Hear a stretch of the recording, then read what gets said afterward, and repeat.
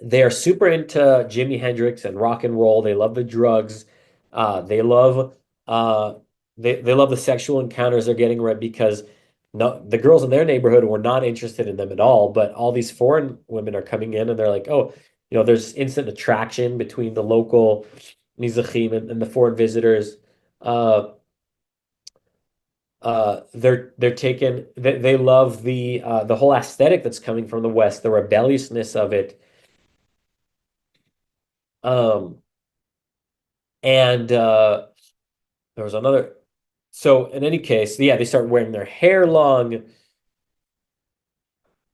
and they start to realize that there are a lot of young people like them around the world who are kind of alienated and marginalized, and they realize it's not just that my life is fucked, or you can bleep that out. My life is, in shambles. It's also my whole community looks a certain way. And why is that? And they start to like wise up to like the systemic issues at play and the racism. And they're inspired by all these different revolutionary movements um, that are happening in Europe and the United States, but also South America and East Asia.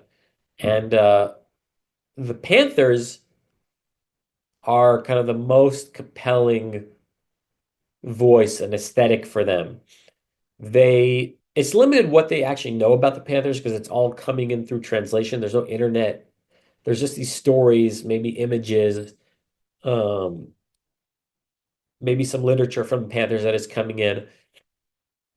They uh what they're mostly hearing about the Panthers though might be coming from the Israeli press, which is like had this preoccupation with the Panthers in those days. And the Israeli media describes them, the Black Panther Party of Oakland, as being anti-Semitic because they supported the Palestinian cause. So that made them anti-Semitic to the Israeli press.